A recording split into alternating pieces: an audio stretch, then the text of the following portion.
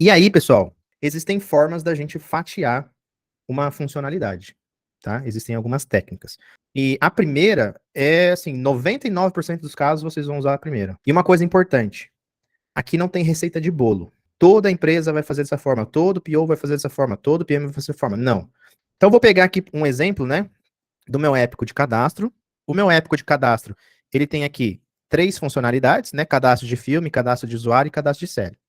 Vou fatiar o meu cadastro de usuários. Como que eu fatio? Eu posso fatiar por fluxo de trabalho, eu posso fatiar por papel, ou eu posso fatiar por regra de negócio. Existem outras formas, mas essas 3 aqui são as mais comuns, e a por fluxo de trabalho vai, assim, ajudar em vocês em 99% dos casos. Então, o que eu tenho dentro de uma funcionalidade de cadastro de usuário? Perceba, é uma funcionalidade simples, é um cadastro. O que tem dentro do cadastro? Cadastrar, visualizar, editar e excluir. Eu tenho aqui o que a gente chama de CRUD. O nosso cadastro, é a nossa leitura, a nossa atualização e a deleção. Percebam que eu tenho 4 caminhos aqui. Eu posso, se a gente for pensar num fluxo, eu posso cadastrar meu usuário, eu posso visualizar as informações do usuário, né? Então, visualizar o usuário. Eu posso atualizar o usuário. Eu posso deletar o usuário. São 4 caminhos diferentes. Cada um desses caminhos, pessoal, é uma história de usuário. Dentro do meu cadastro de usuário, o que eu vou ter? Eu vou ter os meus critérios de aceite da história de cadastrar o usuário. Então, aqui eu vou derivando os meus critérios para essa história. Quando eu concluir, né, implementar, o programador vai pegar isso aqui. Ele vai implementar agora. Beleza, eu vou fazer o cadastro e eu tenho que seguir esses critérios aqui. Ou seja, aqui eu estou começando a ditar o comportamento do meu sistema.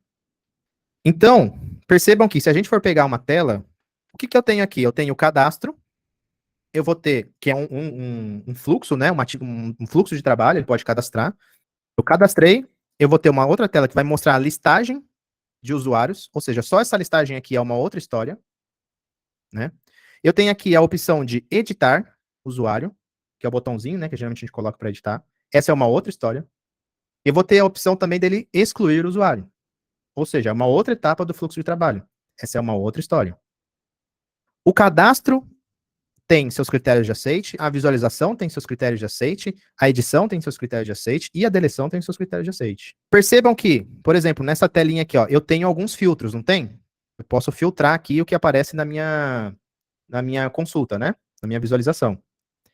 Filtrar por nome, filtrar por CPF, cada filtro é uma outra história de usuário. Por quê? Porque eu tenho um fluxo de trabalho diferente. Filtrar por usuário, filtrar por usuários por CPF, por nome, enfim, por data de cadastro. Por que a gente chega nesse nível de granularidade, pessoal? Lembram, o que é a história de usuário?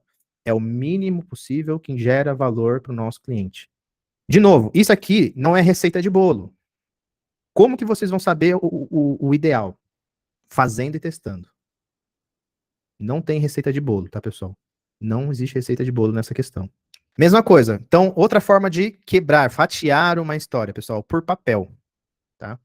Então, por exemplo, quando a gente tem aqui o meu cadastro de usuários, vamos supor que eu fazer o cadastro, ainda eu preciso de muita informação, né? O que eu posso fazer? Eu posso quebrar isso, então, por papel. Eu vou fazer uma história de cadastro de usuário pagante e uma outra história de cadastro de usuário visitante. Qual que é a diferença entre os dois? Muito aqui desse pagante, eu não preciso colocar as informações, por exemplo, de cartão de crédito da pessoa, conta bancária, ou qualquer coisa que seja que me reflita que ele é um pagante. Ou seja, eu entrego o meu cadastro de usuário visitante e depois, em uma outra sprint, uma outra release, eu faço o meu cadastro de usuário pagante. E a terceira forma, pessoal, é por regra de negócio. Então, vou dar um exemplo aqui, o mais fácil de entender é o meu épico de pagamento, né? Onde eu tenho aqui, ó, funcionalidade por pagamento por cartão de crédito. Quais são as regras de negócio que eu posso quebrar, fatiar histórias em regras de negócio por cartão de crédito?